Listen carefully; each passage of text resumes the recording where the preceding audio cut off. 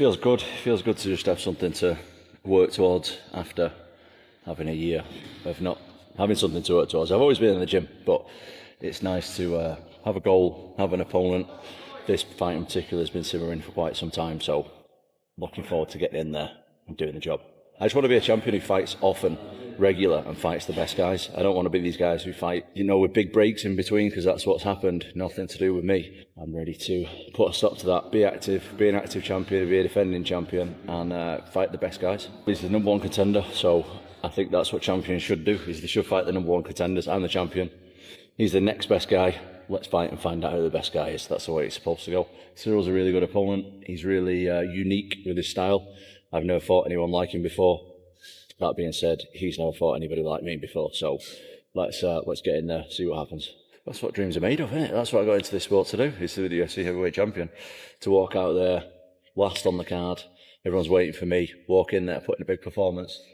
Hey, when I was a little boy putting the gloves on for the first time, I was thinking about this kind of stuff. So I always have to keep reminding myself this the whole time, is like, all the pressure, all the titles, all the fans and all that aside, I'm here doing what I love. I'm here doing what I dreamed of, and looking forward to going and doing it. There's pressure on you every fight you have.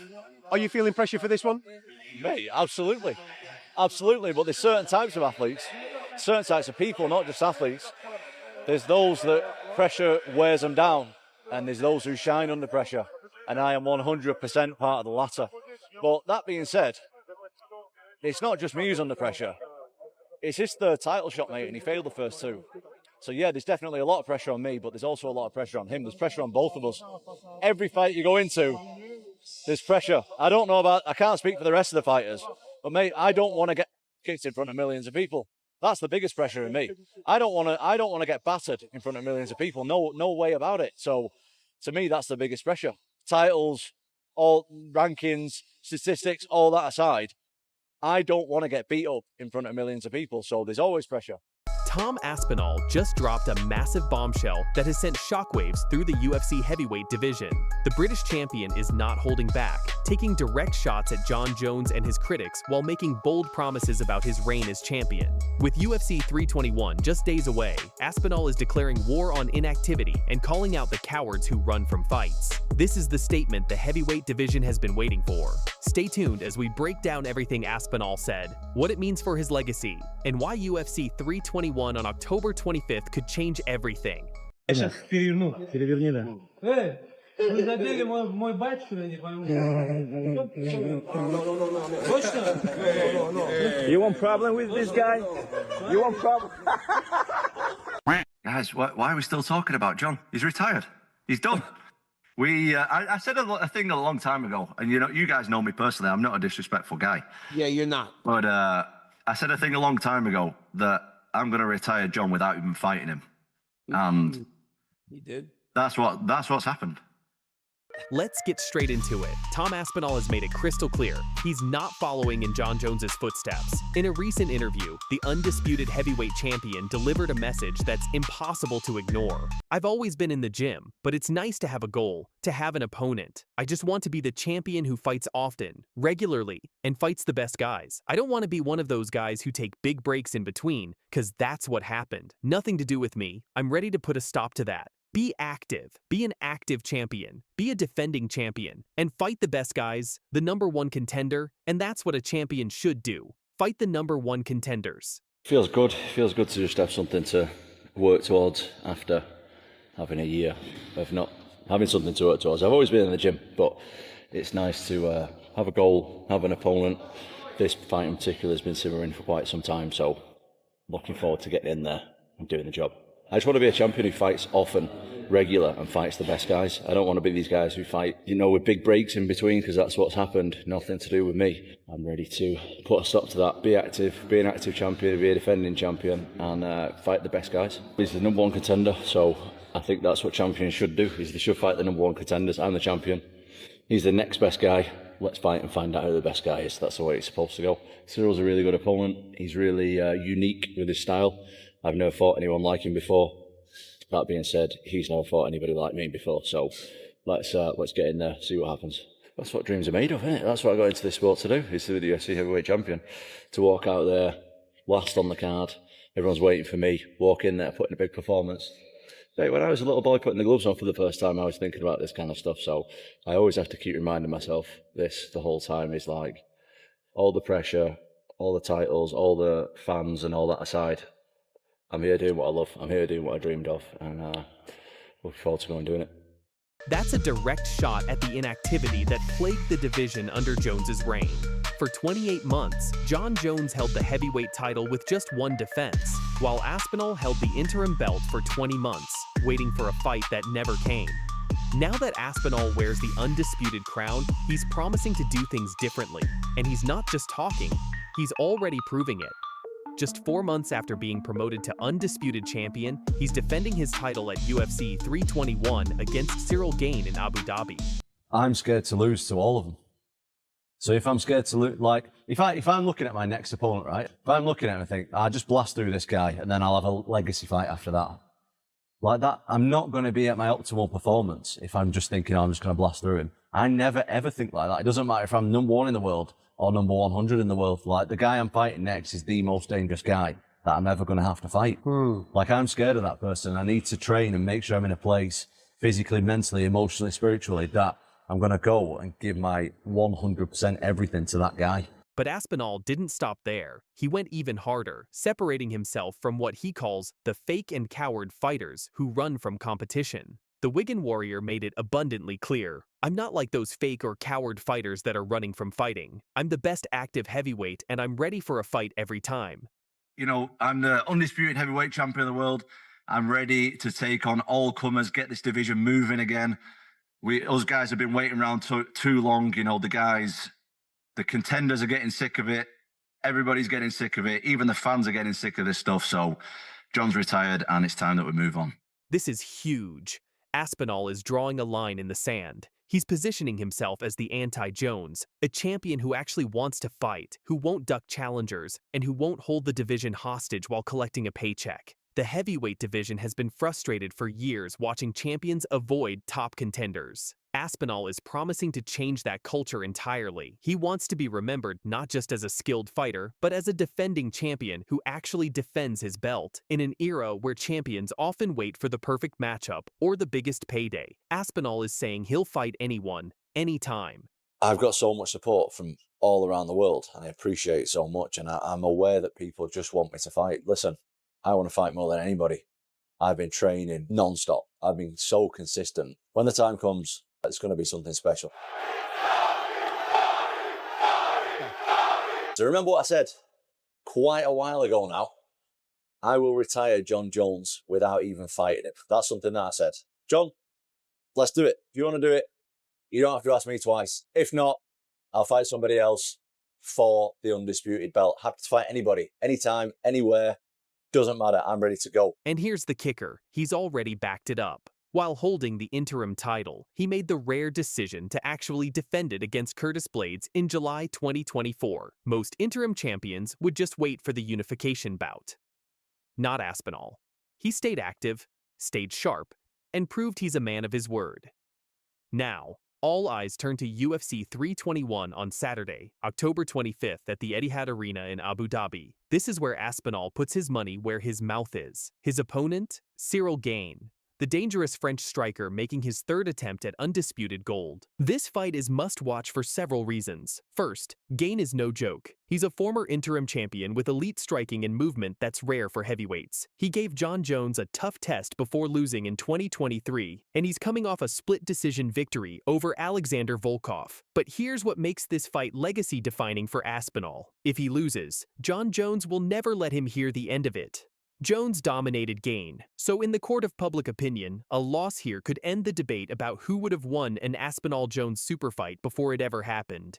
The MMA math might be flawed, but perception is reality. However, if Aspinall wins, especially in his typical emphatic first-round knockout fashion, he solidifies himself as the man who retired Jon Jones without ever fighting him. He becomes the undisputed best heavyweight of his generation.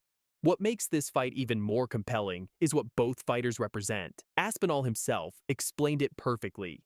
I think the biggest difference is we're both better. We're both better now than we were a few years ago. We both have a lot more experience. Ciryl has had 2 title shots already. I defended the interim title and now hold the undisputed title. So I think this fight is going to be better. And I think it's pretty rare that you see any guys of our size that move like we do. I think this is really like the new age of the heavyweights, and people are really going to start to see the difference now between guys like us and guys 10 years ago. I'm scared to lose to all of them.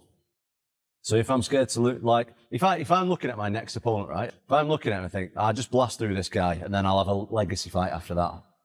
Like that, I'm not going to be at my optimal performance if I'm just thinking, oh, I'm just going to blast through him. I never, ever think like that. It doesn't matter if I'm number 1 in the world or number 100 in the world. Like, the guy I'm fighting next is the most dangerous guy that I'm ever going to have to fight. Like, I'm scared of that person. I need to train and make sure I'm in a place physically, mentally, emotionally, spiritually that I'm going to go and give my 100% everything to that guy. I'd love him to have a very highly paid boxing match.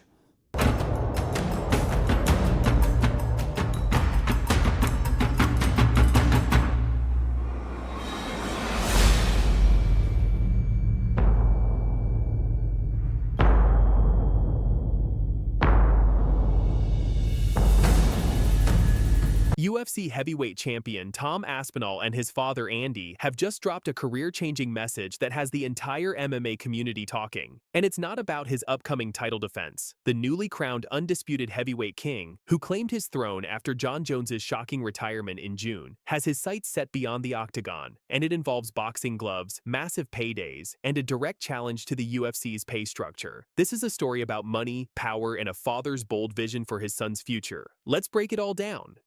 The bombshell came during a candid interview on Tom Aspinall's own YouTube channel, where his father and longtime coach Andy Aspinall didn't hold back about their plans. I'd love him to have a very highly paid boxing match for the money. The money's there, and I don't see why somebody as talented as Tom shouldn't have a piece of that money when the boxers are getting 100 times more. Andy Aspinall. The money. I'd love him to have a very highly paid boxing match. For the money. You know, the money's there, and I don't see why somebody as talented as Tom shouldn't have a piece of that money when the boxers are getting 100 times more than 100 times more. But here's where it gets even more explosive. Andy Aspinall took direct aim at the UFC's compensation structure, stating bluntly, the UFC ain't paying that type of money. The UFC ain't paying that type of money. This isn't just wishful thinking from a proud father. This is a calculated business statement from the man who's coached Tom since he was a child and helped guide him to the pinnacle of mixed martial arts. The timing couldn't be more significant. Tom Aspinall is set to make his first undisputed title defense against Ciryl Gane at UFC 321 in Abu Dhabi on October 25th. But even with championship gold around his waist, his camp is already looking beyond the Octagon for what they see as the real money. All right, now, UFC 321, October 25th, Etihad Arena in Abu Dhabi. Tom Aspinall will face Ciryl Gane. Aspinall has 15 wins, and all of them are by finish. Gane is the #1 ranked heavyweight. You can go to, tickets go on sale this Friday. Let's talk numbers, because that's what this is really about. Andy Aspinall didn't mince words when describing the financial disparity between boxing and MMA. According to Andy, boxers are earning more than 100 times more than UFC fighters. To put this in perspective, while top UFC champions might earn millions per fight, boxing's biggest stars regularly command $20 to $50 million purses, sometimes even more. Francis Ngannou proved this point when he left the UFC heavyweight championship behind to pursue boxing riches, reportedly earning around $10 million for his debut against Tyson Fury, potentially more than he made in his entire UFC career. So what was the holdup with the UFC? Like, what led you to not sign? There was a lot of frustration over the years. I think since my fight against Stipe, my first fight against Stipe, my relation with the UFC had never been the same. Really? I felt like I wasn't in the right place. Then I get the Derek Lewis fight, who was like the worst fight, and that didn't hurt me at all. You win the Ciryl Gane fight. Then what happened? I have no guarantee that signing this contract, I will not get into what I have been to in the past 3 years. So how about we change something that will make me feel secure? And what did you want to change? A lot of things. But here's the kicker. Andy Aspinall revealed something shocking about his son's current earnings compared to other athletes. An American footballer. He's earning a tiny fraction of what they're earning, and he's one of the best in the world at doing what he does and not getting paid enough. An American footballer who we've talked to when we've been in America, He's earning a tiny fraction of what they're earning. And he's one of the best in the world at doing what he does and not getting paid enough. This raises serious questions about fighter pay in the UFC, especially when we're talking about the heavyweight champion of the world potentially being out-earned by mid-tier American football players. This isn't just talk. The Aspinalls have a strategic plan mapped out. Andy outlined a clear timeline for his son's immediate future that could set up a massive boxing payday. October 2025, UFC 321 versus Ciryl Gane in Abu Dhabi. Tom Aspinall will face Ciryl Gane. Aspinall has 15 wins, and all of them are by finish. Gane is the #1 ranked heavyweight. UFC 321, October 25th, Etihad Arena in Abu Dhabi. Andy's ultimate goal, simple and direct. Get the money, get the glory, and get out, with Tom's health intact. The strategy is reminiscent of what we've seen with other MMA stars. Conor McGregor proved the crossover model works with his massive payday against Floyd Mayweather. Francis Ngannou followed suit by leaving the UFC to pursue boxing riches. But here's what makes Aspinall different. He's doing this as the reigning champion, not after losing or being stripped of his title. That gives him incredible leverage. So, who could Tom Aspinall potentially face in the boxing ring? The heavyweight division is currently dominated by unified champion Oleksandr Usyk, who holds all 4 major titles after his victories over Anthony Joshua and Tyson Fury. Alexander Usyk putting on the performance of a lifetime. It's back on the legs. It's back on the legs. The champ is in real trouble here. So much. No. Usyk trying to send shockwaves throughout the heavyweight. Not give one shot, or not take one shot, but he has to give. Interestingly, Usyk has previously expressed interest in trying MMA, which could set up the ultimate two-sport crossover. Aspinall boxing Usyk, then Usyk entering the Octagon. Other potential opponents could include Tyson Fury, if he returns from retirement, Anthony Joshua, looking to rebuild, Deontay Wilder, always a knockout threat. The appeal for boxing promoters is obvious. Aspinall brings legitimate knockout power and an undefeated record as UFC champion. His highlight reel of 1-minute knockouts proves he has the finishing ability that boxing fans crave. This puts the UFC in a difficult position. They've just crowned a new heavyweight champion after Jon Jones' retirement, and now his team is already publicly discussing an exit strategy. The problem for Tom Aspinall a lot of the time was not only finding trade. Oh! What a finish! That's it! Wow! Knockout for Tom Aspinall in his debut! Got ourselves a prospect. Beautiful. Knee to the midsection. Bang, bang. 1-2 follows right on the chin. He just did not stand a chance. As soon as that knee landed, bang, right into the midsection on 1-2. Very nice. And he measured the right hand early as well. Dana White and the UFC brass have historically been resistant to allowing their biggest stars to pursue boxing while under contract. But the Aspinalls aren't asking for permission. They're making a statement about fair compensation. The broader implications are massive for the sport if the reigning heavyweight champion can't be adequately compensated by the world's premier MMA organization. What does that say about the entire fighter pay structure? This could be the catalyst for significant changes in how the UFC approaches compensation for its biggest stars, especially champions who have proven their drawing power. Tom Aspinall's father has thrown down the gauntlet, not just to potential boxing opponents, but to the UFC itself. The message is clear. Pay your champions what they're worth, or risk losing them to boxing's lucrative landscape. With Aspinall set to defend his title in just 7 weeks against Ciryl Gane, all eyes will be on Abu Dhabi.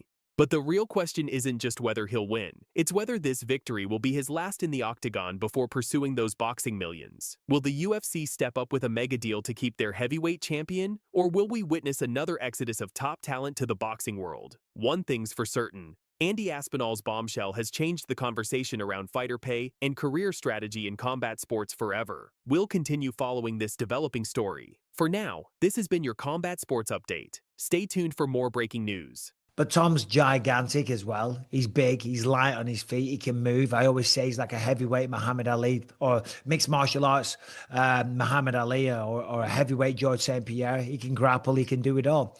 And we saw what happened against with Ciryl Gane against Jon Jones. So more than likely, I mean, I heavily lean towards Tom Aspinall in this fight, but it's mixed martial arts. If Ciryl can stop the takedowns, then this gets very interesting.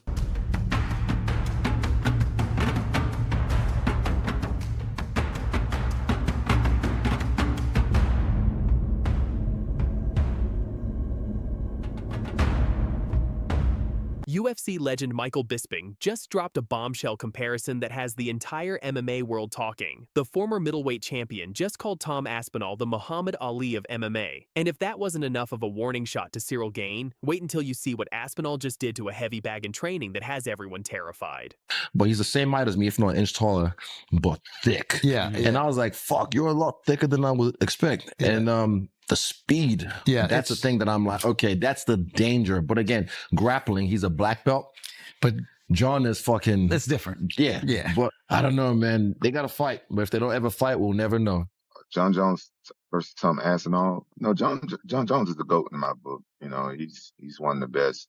And I recently saw Aspinall fight for the first time recently. And he's a great fighter and he's a great champion. But I think it'll be tough for me to ever say that anybody will beat Jon Jones until it happens. It's a very intriguing fight. If I had to put money on it, it'd be super hard for me to bet against a guy like Jones, just because I know the mindset that he comes in with. Not saying Aspinall couldn't get it done because of all those physical gifts that he had, but dog, betting against a guy like that, if he gets you on the ground, that's just a bad night. Why Michael Bisping's stunning praise for Tom Aspinall might be the most accurate comparison in combat sports history, and why Ciryl Gane should be very, very worried about UFC 321. Let's get straight to the explosive quote that has everyone talking. Michael Bisping, a man who grinded his way to the top of the middleweight division and knows what separates legends from pretenders, just made this incredible statement about Tom Aspinall. Here's exactly what Bisping told Bloody Elbow, and I quote, "Tom's gigantic as well. He's big and light on his feet. He can move. I always say he's like an MMA Muhammad Ali or a heavyweight Georges St. Pierre. He can grapple. He can do it all. I heavily, heavily lean towards Tom Aspinall in this fight." But Tom's gigantic as well. He's big, he's light on his feet, he can move. I always say he's like a heavyweight Muhammad Ali or mixed martial arts Muhammad Ali or a heavyweight Georges St. Pierre. He can grapple, he can do it all. And we saw what happened against with Ciryl Gane against Jon Jones. So more than likely, I mean, I heavily lean towards Tom Aspinall in this fight, but it's mixed martial arts. If Ciryl can stop the takedowns, then this gets very interesting. Now, when a UFC legend compares someone to Muhammad Ali, you listen. This isn't just about footwork. Ali revolutionized boxing by moving like a dancer while hitting like a truck. Aspinall is doing the exact same thing in MMA. We're talking about a 6', 5" heavyweight who moves like he's fighting at middleweight. The Ali comparison goes deeper than just movement, though. Both fighters possess that rare combination of physical gifts and mental sharpness. Ali could outthink opponents just as easily as he could outbox them. Aspinall shows similar fight IQ, reading opponents and striking at the perfect moment. Watch this hand. He constantly distracts you with the lead hand. So he's keeping you busy with this before he starts to turn and starts to do these kicks. This comes first. Is the front hand. Look how he just pulls it out before he does anything. And he does that every time he occupies the front hand and then works his attacks off it, which is high level fight IQ stuff from Jon Jones. But he's one of the smartest fighters ever. Let's talk about why this comparison makes perfect sense. Tom Aspinall isn't just another heavyweight champion, he's rewriting the entire playbook. This Manchester native has finished 6 top 10 opponents in under a round each. Think about that for a second. 6 elite heavyweights, all finished in less than 5 minutes combined. Tom Aspinall a lot of the time was not only finding trade. Oh! What a finish! That's it! Wow! Knockout for Tom Aspinall in his debut! It's a prospect. Beautiful. Knee to the midsection. Bang, bang. 1-2 follows right on the chin. We're talking about dominant wins over Alexander Volkov, Curtis Blades, Andrei Arlovsky, and of course that stunning first-round knockout of Sergey Pavlovich that earned him the interim title. Then he avenged his only UFC loss against Blades with another 60-second knockout at UFC 304. The scary part? Aspinall moves like a middleweight trapped in a giant's body. He's got that rare combination of speed, power, and fight IQ that we haven't seen in the heavyweight division since, well, maybe ever. Can't be reckless and Curtis. Can't take the big reactions. Yeah, that's a nice combination. Curtis down, but the right sinks it down. Aspinall. Blades nearly down and out early. That's it. But if Bisping's Ali comparison wasn't enough of a warning to Ciryl Gane, Tom Aspinall just shared a training video that has the entire MMA community absolutely shook. We're talking about a video where Aspinall hits a heavy bag so hard that he literally breaks it clean off its chains. This isn't just about power. Any heavyweight can hit hard. This is about the precision and technique technique behind that power. The fact that Aspinall can generate this kind of force while maintaining his legendary speed and movement, that's what nightmares are made of. Aspinall has also welcomed a new coach into his camp specifically to help break down the puzzle that Ciryl Gane presents. The champion is taking this fight seriously, and rightfully so. Gane represents his toughest test to date. You know, there's the guys who I've trained with from my experience who in the gym are absolute killers, absolute world beaters. And they'll get in a fight and they'll just freeze up and it doesn't work like it does in the gym. They fight way worse. And there's other guys like myself, anytime there's pressure on me, that's when I've done my most devastating performances. Oh, talk's just talk to me, mate. It doesn't matter. Like, at the end of the day, we're both going to take our shirts off, get a pair of gloves on, and go in there and see who wins on October 25th. So it's not really going to change anything, to be honest. Now let's give credit where it's due. Ciryl Gane isn't just any challenger. This French striker has that elite footwork and striking finesse that earned him his own interim title back in 2021. He's got impressive victories over Derek Lewis, Tai Tuivasa, and Alexander Volkov. Here's what makes this fight so intriguing. Bisping himself admitted that out of all heavyweights, Gane is probably the most athletic and might be the only man who can match Tom in terms of movement. In fact, Bisping said Gane might even be more athletic and lighter on his feet than Aspinall. This will be Gane's third shot at UFC gold. He lost a decision to Francis Ngannou at UFC 270, then got submitted by Jon Jones in just over 2 minutes at UFC 285. The question is, can the third time be the charm against a champion who's looking absolutely unstoppable? UFC 321 in Abu Dhabi on October 25th isn't just another title fight. This is Tom Aspinall's chance to silence any remaining doubters and cement his place among the heavyweight greats. We're talking about the first defense of his undisputed title in the post-Jon Jones era. Michael Bisping made it clear he heavily leans towards Tom Aspinall in this fight. And honestly, after seeing that training footage and understanding the Ali comparison, it's hard to disagree. For Aspinall, it's about proving he's not just a transitional champion, but the start of a new heavyweight dynasty. For Gane, it's about finally capturing that elusive, undisputed title that slipped through his fingers twice before.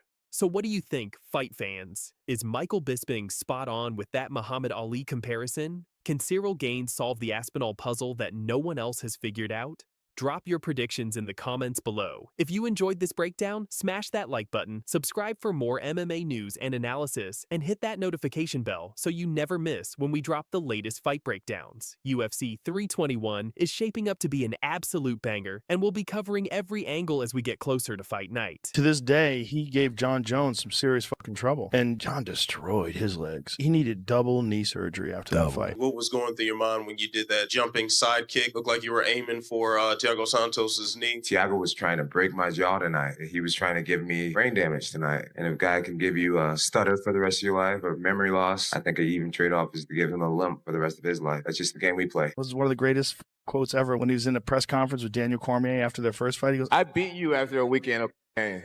And two back-to-back weekends. Game one, your ass the next. It was great. Joe Rogan's shocking revelations about Jon Jones have sent shockwaves through the MMA community. We're talking career-ending damage, bitter rivalries, and why Daniel Cormier just fired back with some brutal honesty about the so-called GOAT. This is a story that proves Jon Jones doesn't just beat opponents. He literally changes the trajectory of their entire careers. Stay tuned, because what you're about to hear will change how you view some of the biggest names in MMA forever. Thiago Santos, he ruined both his knees. Jon did.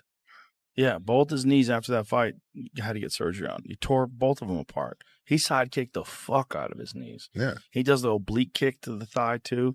He does it everywhere. So let's start with the bombshell that has everyone talking. On a recent episode of the Joe Rogan Experience, the UFC's most trusted voice dropped some absolutely devastating information about what Jon Jones did to former title challenger Thiago Santos. Yeah, when I heard his name first, I was like, oh my goodness. Tell me this is not happening. He definitely did really good, but one thing about me, as the fight progresses, I tend to figure out what's happening, get my game going. Thiago is a Muay Thai black belt, and I'm only 10 years into kickboxing. I think he's probably closer to 20 years into kickboxing. So, I just figured I'd challenge myself. I could have probably taken the fight to the ground. That probably would have been a smarter idea, but, I know he will be back for a rematch, and I'll be ready.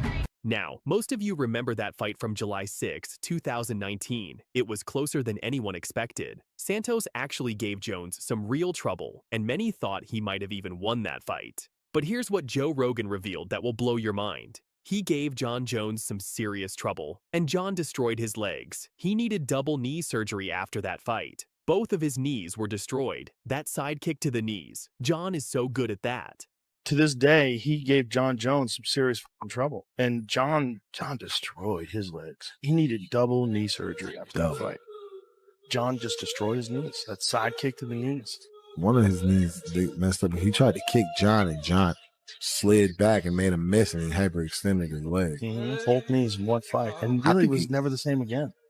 Think about that for a second. Double knee surgery. Both knees are destroyed. This wasn't just a loss. This was career-altering damage that Santos is still dealing with today. And the proof is in the numbers, folks. Since that Jon Jones fight in 2019, Thiago Santos, who was once considered one of the most dangerous knockout artists in the division, has won just one fight. One. That's over 5 years of struggling to get back to where he was before stepping into the octagon with Bones. I've never met a person that actually remembers more than Rogan. We go to dinner after the fights. Yeah. And he'll be talking about events at UFC 15, and I'm like, UFC 15? Was that in 2004? This is the Jon Jones effect. He doesn't just beat you, he fundamentally changes who you are as a fighter. I want to take this time to thank Daniel Cormier for being my biggest rival and motivator. Daniel Cormier, guys, he has absolutely no reason to hang his head. He has been a model champion, a model husband, a model father, a teammate, leader, and I aspire to be a lot more like that man because he's an amazing human being. Unfortunately, we were opponents, but outside of that, he is a true champion for the rest of his life. Oh, I love it and I hate it at the same time. But that's not even the biggest story here. Daniel Cormier, Jon Jones' greatest rival, just went on Shannon Sharp's club Shay Shay and dropped his own bombshell that has the MMA world completely divided. Despite losing to Jones twice, despite their bitter personal history, Cormier made a statement that nobody saw coming. When asked about Jon Jones being the greatest of all time, here's what DC said. I don't believe he should be considered the greatest of all time. Steroids in fighting is much different than anything else in the world. You just can't have that tied to your name, especially in fighting, and people call you the greatest of all time. A steroid is tied to his name. Yep. He can't be in the GOAT conversation. I don't believe that. I don't believe that he should be considered the greatest of all time. I've said that. You can't, Shannon, steroids. Yes. In fighting is much different than anything else in the world. They make you stronger. They make you faster. They give you endurance. Recovery ability when you train. That's what you... Now that's brutal honesty right there. Cormier isn't denying Jones's talent. He even called him the greatest talent the sport has ever seen. But he's drawing a hard line when it comes to the GOAT conversation. And you know what? Jon Jones couldn't let that slide. He fired back on social media. But here's where it gets really interesting. Cormier isn't backing down. He's actually supporting Jones for the potential White House fight card, saying, if y'all want an American dude to go get a victory, put Jon Jones in there because he's going to win. That's what he does. Secret, the whole world knows it. You're right. I say, man, y'all better put Jon Jones on there. Because right now we ain't got one American in the top 10 pound for pound. I say, if y'all want an American dude to go get a victory, put Jon Jones in there.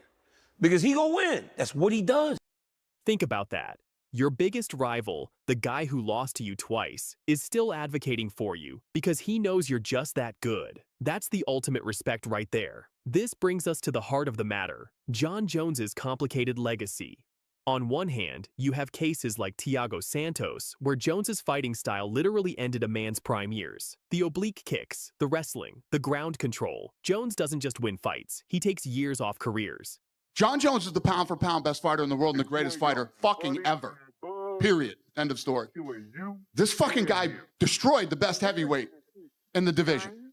Easily made it look like nothing. Hello, Jon. I have nothing against you personally, but I just think I'm better than you. I just know that I can beat you in a fight. So I'm coming for it.